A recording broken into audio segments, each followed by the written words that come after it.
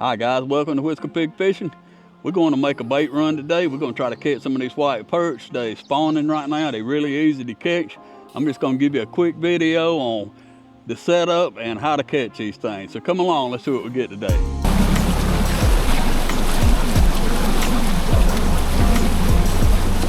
All right guys, we're going to fish some white perch here today. These fish are up here to spawn. Be up in some rapids up off the lake, probably about 5 or 6 miles. I'm just fishing 2 regular old small, I think they're number 6 Joe Aberdeen hooks with a couple pieces of lead. I do fish a drop shot weight some.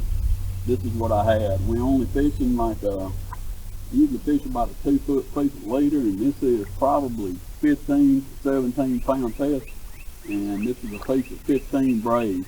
And I do that in case I get hung up, I'm able to straighten the hook out. And these fish are just behind these rocks. Y'all can see all across through here, it's just rocks across through there. We're just gonna throw this thing out here, 2 pieces of red worms, and let it begin to drift by.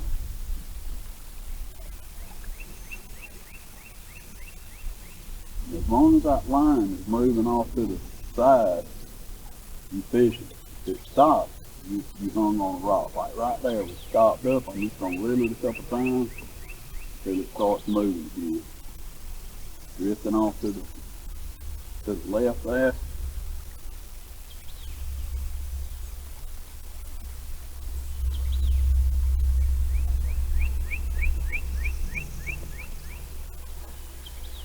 Got to figure out where they at today. Move around. This right here probably lasts around 10 days. We at the very tail end of it. Let's see what we can get here. The worm got a little bite.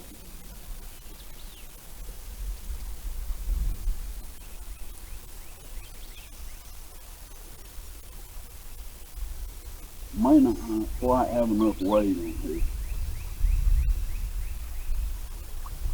The water's moving really fast right here. So get your weight where you can actually get down to the bottom. It's sometimes kind of tricky.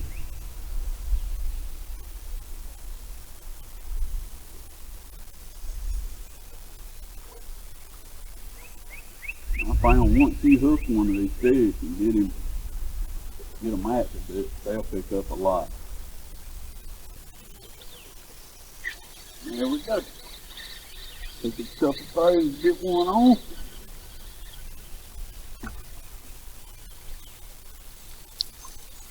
And the catfish, this is some really good bait, man. Some of the best bait out there.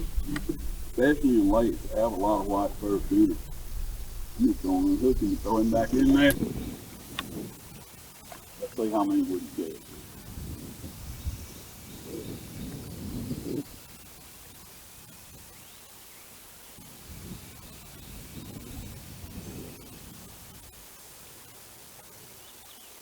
Fished this spot a couple times here recently, and maybe done played her hand right here, and it'll take a while to get him caught back up. You'll see right here where I fish this big line. Hung up right there. I'm just going to grab a hold and pull it loose. And there's a 95% chance we got everything we threw in there. And there you go. They sucked this clean. We're going to check and make sure our hooks are still good. You can see that one's opened up a little bit. I'm just going to bend it back down. I left my pliers up there, but these hooks are about soft enough where I can bend them with my hand. I think I'm just going to grab them right here and see can we get this thing bent down here. All right, guys, I'm going to show you how to tie this white perch rig. This is just a 15-pound main line, and I think this is a piece of 14-pound. I hope you're going to be able to see this line good enough. And I join these things together with a uni knot, and to tie that we just pull this up, put a loop in it, pull these 2 right here together. This is actually the part you're going to be tying in right here, and we just pull this tag in through about 4 or 5 times.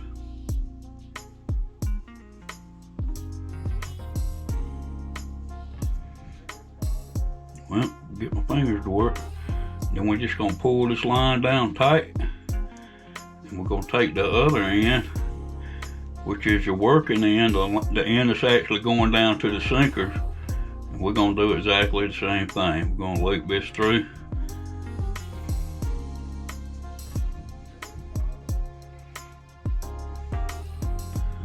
About 5 times. And you have to pull the braid and the tag at the same time, or the braid will get bunched up inside of this monofilament. See how it's wanting to bunch up right there? Just pull it again. We're gonna pull this tag end down, and you'll see these 2 knots are gonna come together and meet. And I usually wet that part before I pull it down, but just for demonstration purposes, and we're just gonna clip this off. Clip this off, and this right here will give you a uni knot that's got your braid joined to your main leader. And the next thing we're going to do is we're going to attach. I'm just fishing a number 6 eagle claw hook. You can buy these things at Walmart. They're fairly cheap, and if you're fishing these rocks, you're going to lose a bunch of them. And I'm just going to take the hook, thread it up on the eye, and I'm just gonna let that eye pull up on there. We'll do it again. And we need a tag in on this thing long enough to put your lead on here. So I'm gonna pull this thing out till I got about 1.5 foot, and we're just gonna tie a loop knot. And to do that, I just pull around 2. Couple of fingers. I usually do 3, but we don't have a whole lot of line here to work with, and you just want to insert this hook through that loop about 3 times. And you don't really want this tag super long, so I usually pull it down till I get it about as long as I want. Then I'll grab this loop right here and I'll pull the rest of it from the top, and that just gives you just a loop off your main line here. Grab everything, pull it down tight. You may have to pull these lines individually to tighten them down. And that will be your loop and your hook. And we're just gonna come up above that about 6 inches or so. We're gonna do the same thing. Wrap it around, put it over your hook 3 times.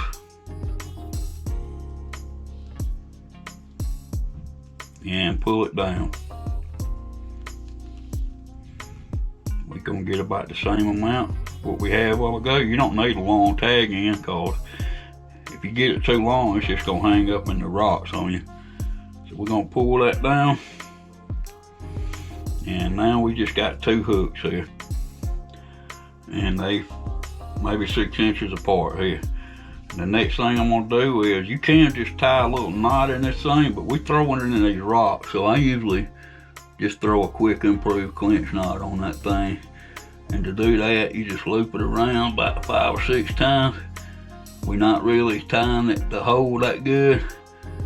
Stick it through this loop, and then you form another loop right here, and your line just goes back through it. And you have to make sure when you pull this down, you don't pull it up in that little keeper right there. So we just pull this thing down. You don't even have to cut that off. And that's what we have for a rig here. We got the weight, and then up above it we got 2 hooks tied, and we come into our main line. You can make that leader as long as you want. Another way you can fish this is, I'm gonna just clip this off. Another way you can fish this is, you can just put a split shot on it. But if you put a split shot on it, you're gonna need to tie that same knot again. And it don't take a whole lot of twists. I usually do about 4 or 5. But if you're gonna clamp this thing down on here, we're just gonna go through that loop. If you don't tie this off, the rocks will get it and pull it off on you. We'll just stick that back through here, maybe. My loop's done ran up. Let me squeeze this thing on here. My loop's done ran up. And we're just gonna stick this thing back on through here, through that loop.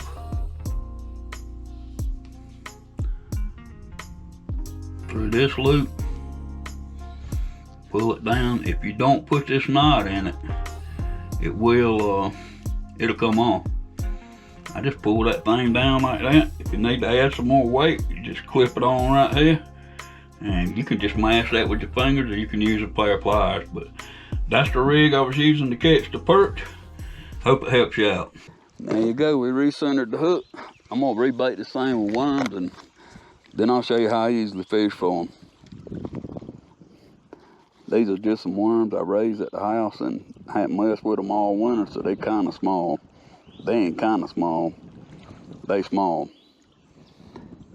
I have to separate them out and start to feed them heavy again. And it won't take them just a little while to gain up, be the size that you buy in the store. Same worms, these haven't been tended to. And I'm just gonna thread these things on here. I leave a little bit sticking off right there. You need a little wiggle action in there. We're just gonna run that dude up on there, about like that. Got two on there. And I'm gonna throw them back in there. It's in the 80s today. One of the things you really wanna do is keep those worms out of the sun. They'll melt. It don't take them but just a little while and you won't have any worms. You just have some junk there. So we throw it back in there, tighten the line up and let it start to drift across. I think I'm actually a little short on weight right here. There it is. All right, come on. Yeah, I can about tell how it's drifting. I don't quite have enough weight on here. There we go. If you can tell how critical they are. I could come off too. Look at these hooks again. We're fishing in rock, so they will wear the tip of your hook down. Rehook that guy through there. If you leave too much worm hanging off there, they can grab your worm and not get the hook. We're gonna recast it up in here. And I just locked the reel in gear, and you can see that line moving to the left right here. You just wanna keep a little belly in your line. When it stops like it did just then, just turn the reel handle a couple times. We ain't moving. There we go, we back in the current seam right here. We stopped again right there. A couple turns of the reel handle. And we see if we're moving across, and there we go.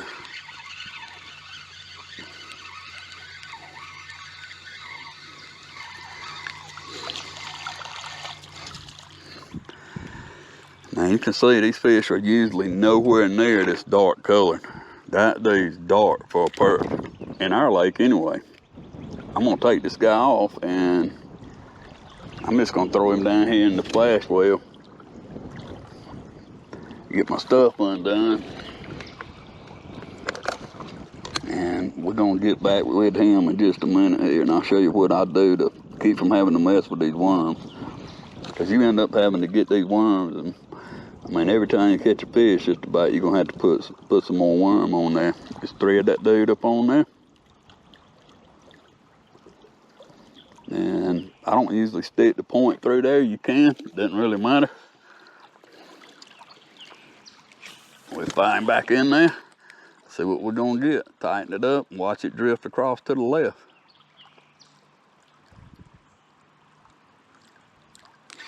There he was, missed him. Our line stopped right there, a couple turns. We drifting again. We stop, a couple of turns. Still stop, a couple of turns. We just keep on messing with it until we get it across. I can tell I'm not really hitting the bottom that solid right here. You can leave it set behind these rocks, but I like to keep it moving. It just increases your chance for a bite in my eye. I could be wrong. It's just the way I do it. We're just gonna fish that little belly in that line right there. We wanna keep just a little droop in it, but we don't want it to be completely drooping down.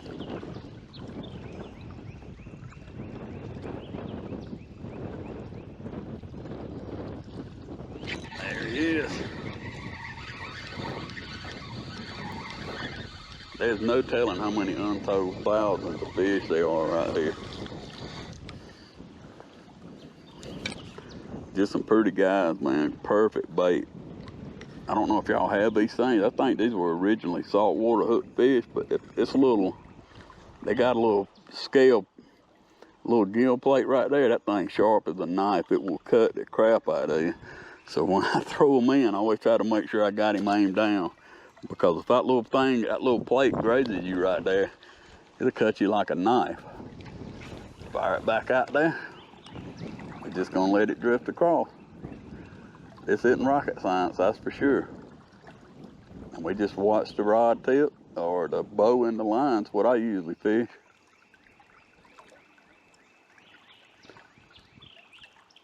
I think there's stripers and white bass up in here too. I haven't fished any bait big enough for those, so I haven't caught any. And every now and then you're gonna get hung on these rocks. That's why I fish this bigger stuff. Just pull it back, and the only thing we're gonna do is check and see what we got. Every now and then you'll break these things off, but it's not very often. That was a hook that was bent right there. Got us some more batteries. And the mic.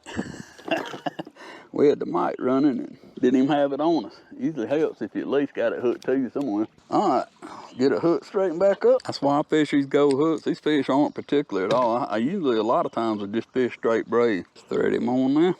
If you fishing full-size redworms, you'll have to break them. I mean, it's a big giant glob of bait's not that important. These fish ain't the most particular when they finicky. We just throw it in. We're gonna watch it drift across to the left right here. And hook the fish. That one right there didn't move but about a foot and it stopped. And when I reeled up on it, I could feel him. And there we go. Got him hooked up. Brought in, look at this. This guy got 2 hooks in his mouth. He got both worms. These guys are voracious predators, man. They eat everything. At one time when I was a kid growing up, they had a limit on them, and they've since in South Carolina taken the limit off of them. I think they thought they was gonna get rid of them, but it ain't hurt them none. They still hundreds of thousands of them in this lake. Read through it. We got a little bit on that top hook. We're gonna fix up a different kind of bait right here. And it's just rinse and repeat, man.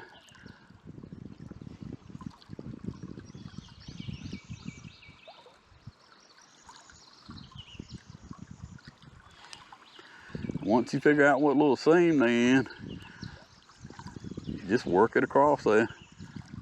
If it stops moving, it's up against the rock, so you just have to reel a couple turns till you get it back straight. There he is. He didn't get it. We definitely got hit right there. Got him that time.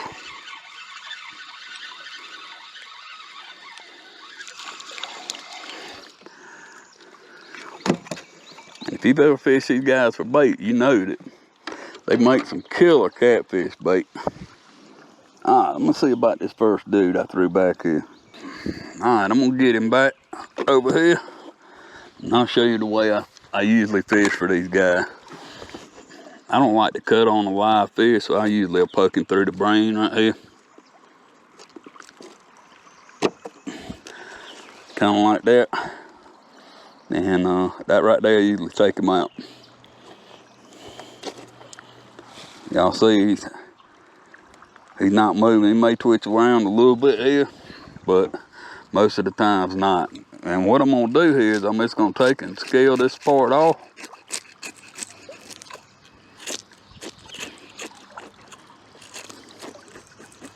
And I'm just gonna cut in right here. And I usually just take a pair of scissors and finish this off. And I'm just gonna take and cut this right here. And I'll cut this little strip out. And out of that, I'm gonna cut a piece about like that.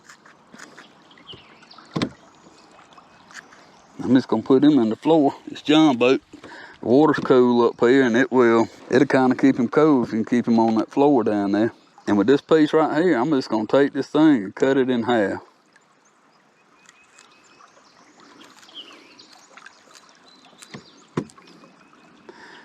And that's about all we need. I'm just gonna clip this off.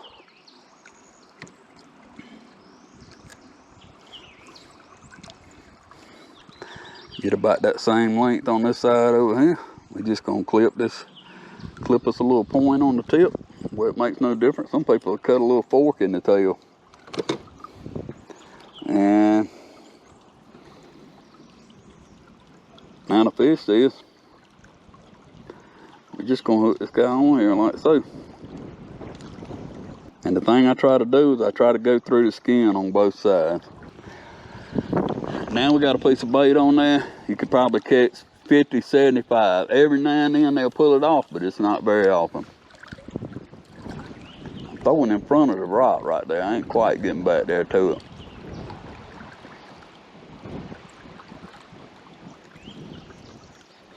There it was.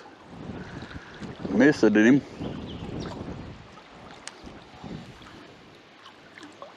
We stop right there. We're just gonna give it a couple reels till we get to moving again. We just continue to try to get it to sweep across. There he was. I missed him. And there he is. Yeah, the thing you got to fight when you're doing this is to let slack get in your line and let it go back down in there. And there's your fish on a piece of fish. There he is.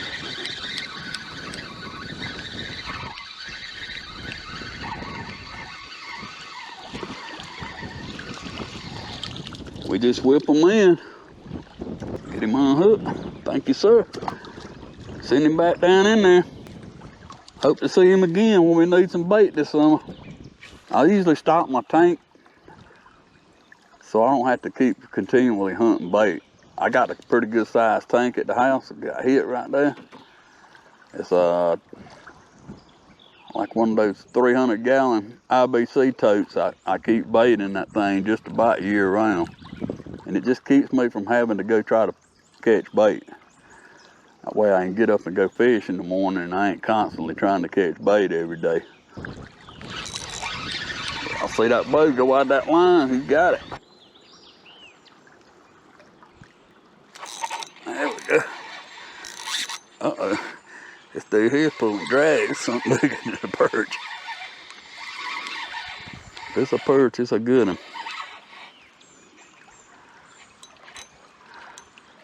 I think we got a catfish, man. I can't go nowhere without catching a freaking catfish.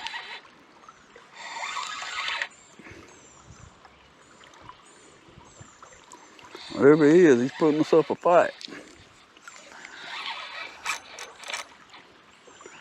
That looks like a channel cat rolling around right there.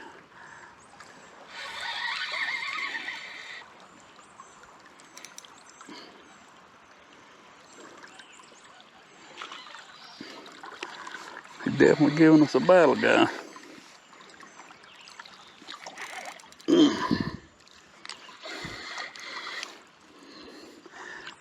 He gets all that current. He thinks he's Superman. He might be a 3-pound channel cat. That dude thinks he's Superman. Look at him right there.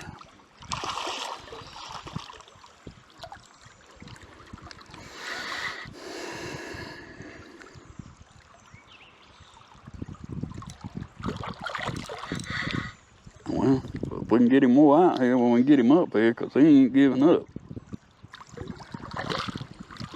Come on, dude, give up. Give up, I'm gonna let you go, I don't want you. pig boy, he would much rather have the perch.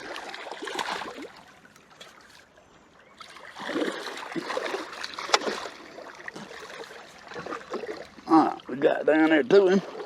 Now let's see if we can pick him up here. Can't go nowhere without catching a friggin' catfish, guys. Reckon I got him barely. And this, our channel cat. We appreciate it, man. It was a whole lot more work than I was looking for, but we appreciate you. Well, guys, I'd like to thank you for joining me here on Whisker Pig Fishing. Just a really quick tip on how to catch this bait. These are white perch up in the river, and like I said, they spawning, and they really easy to catch this time of the year. Thank you for joining me here on Whisker Pig Fishing. Check us out on Instagram and Facebook at Whisker Pig Fishing. And as always, you guys have a great day. God bless.